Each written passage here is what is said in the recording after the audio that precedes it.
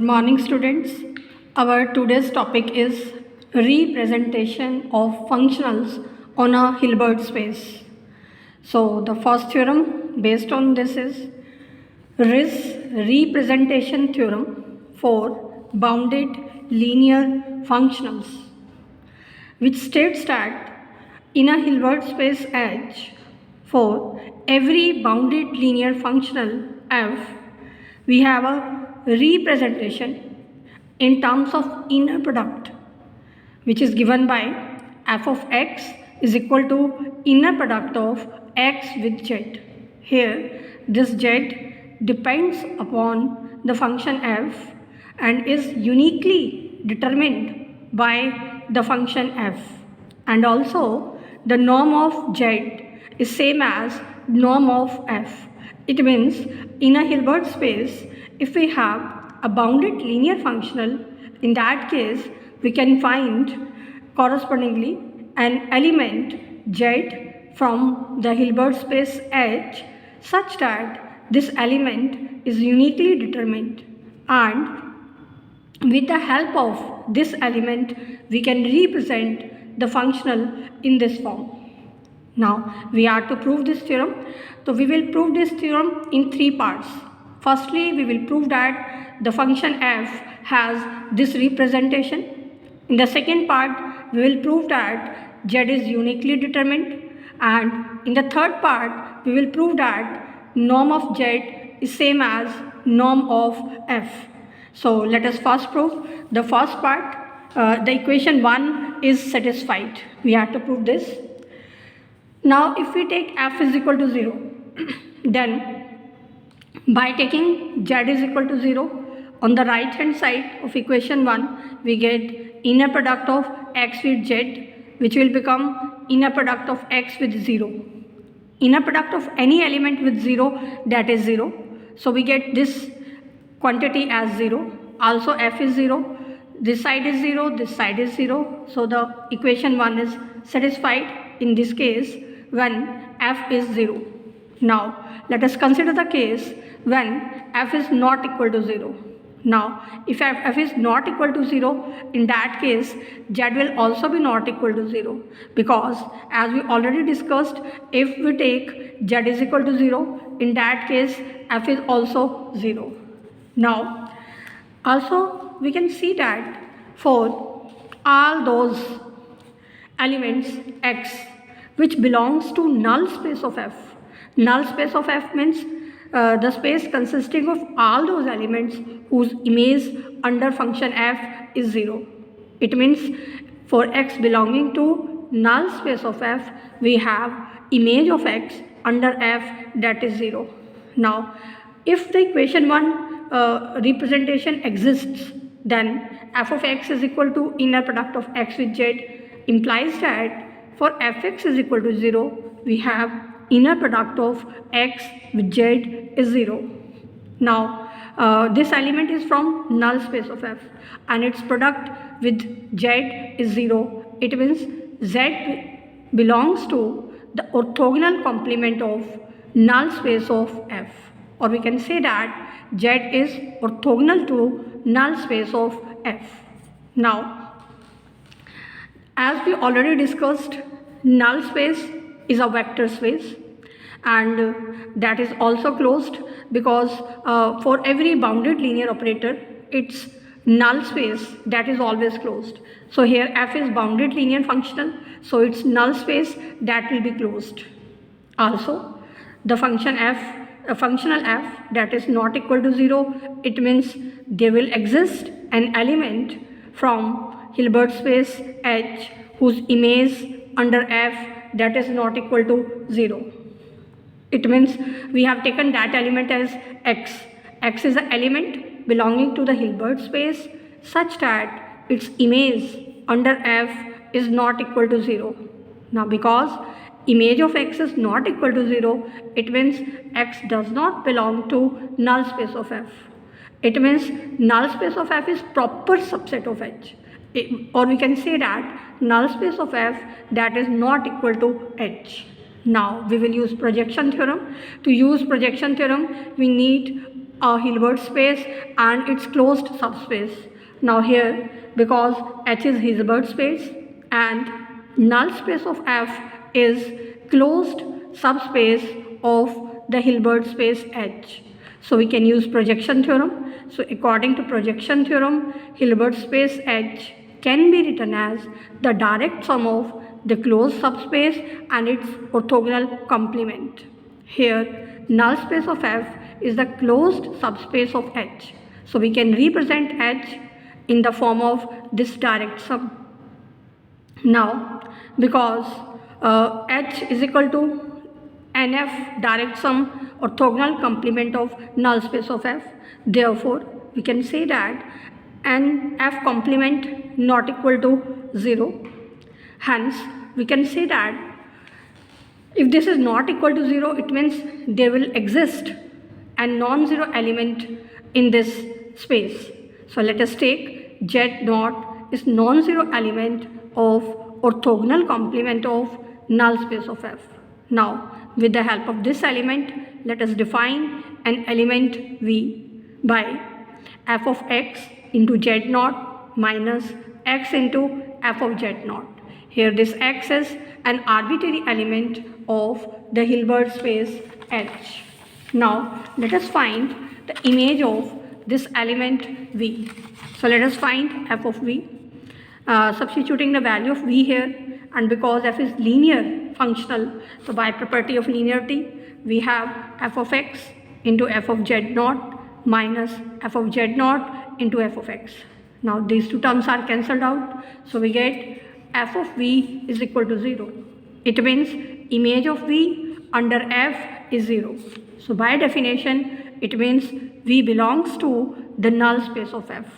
Now Z naught belongs to the orthogonal complement of null space of F, and V belongs to null space of F, and the elements of these two spaces, they are orthogonal to each other, so their inner product, that will be 0. So we can say that inner product of the element V with Z naught, that will be 0. Now substituting the value of V here, the value of V is f of x into Z naught minus f of Z naught into x. Now it's inner product with Z naught. Now we can use the property of linearity, and using the definition of inner product of Z naught with Z naught, that is Z naught norm square, and taking this term on the right side. From here we can obtain the value of f of x, which is given by f of Z naught into inner product of x with Z naught divided by Z naught norm square. Now we are to write this fx in the terms of inner product. So we can take this element inside in the second argument. It will become conjugate if we take it inside. So if we consider this element as Z, this will become f of x is equal to inner product of x with Z. So this proves the first step of the theorem. We have proved that the function f has the representation given by inner product of x with Z. Now in the second part we will prove that this Z in the representation 1, that is unique. To prove the uniqueness of Z, let us take two values of Z corresponding to the representation of f. So we have taken Z1 and Z2 such that f of x is equal to inner product of x with Z1, and that is further is equal to inner product of x with Z2 for every x belonging to the Hilbert space of Hilbert space H. Now from here, taking this term on the left side and using the property of linearity for the inner product, this will become inner product of x with Z1 minus Z2 is equal to 0. Now because this condition is true for every x belonging to H, so in particular if we take x according to our requirement, we can take x as Z1 minus Z2 because Z1 and Z2 both are the elements of Hilbert space H, and therefore their difference is also from H. So in particular we can replace this x by Z1 minus Z2. So this will become inner product of Z1 minus Z2 with itself is 0. By definition, it means Z1 minus Z2 norm square is 0. Now because norm is non-negative quantity, if norm is 0, it means this element will also be 0. So Z1 minus Z2 is 0. So this proves that Z1 is equal to Z2. So this proves the second part of the theorem, that the representation of Z in the equation 1, that is unique. Now we prove the third part. In the third part, we will prove that norm of Z is same as norm of F. Now if F is 0, in that case Z is equal to 0 will imply that norm of F and norm of Z both are 0. So this is satisfied. Now let us take when F is not equal to 0.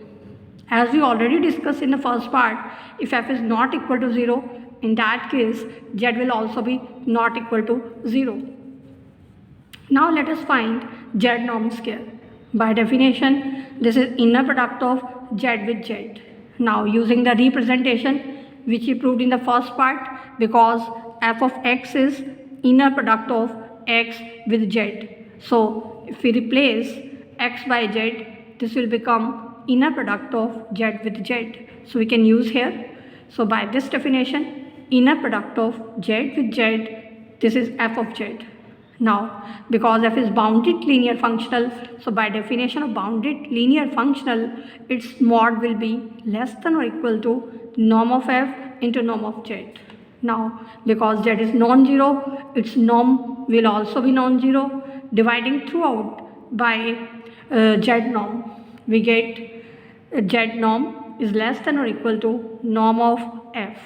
So from one side we have proved the inequality. Now we have to prove the converse, that f norm is less than or equal to Z norm. So in order to prove that, let us use the equation 1, which is f of x is equal to inner product of x with Z. Now taking mod on both sides and using the Cauchy-Squarz inequality. So by Squarz inequality, this is less than or equal to x norm into Z norm. Now let us use the definition of norm of the functional. By definition, norm is given by the supremum of mod over all x belonging to the Hilbert space H of norm 1. Now substituting the value from here, and this is further less than or equal to x norm into Z norm. Because this supremum is over all the elements of H of norm 1. So we can put x norm is equal to 1 here. So this will become Z norm. So we have proved f norm is less than or equal to Z norm. Now combining the equations 3 and equation 4, we get Z norm is equal to f norm. So this completes the RIS representation theorem for the representation of functionals on a Hilbert space. Now next is a lemma which is called equality lemma. According to this lemma, if inner product of V1 with W is equal to inner product of V2 with W for every W in the inner product space X, then we are to prove that these two elements V1 and V2 are also equal. In particular, if inner product of V1 with W is 0 for every W belonging to X, then that element V1 that will also be 0. So firstly let us prove this part. We are given these inner products are same. Taking this term to the left side, we get inner product of V1 with W minus inner product of V2 with W is 0.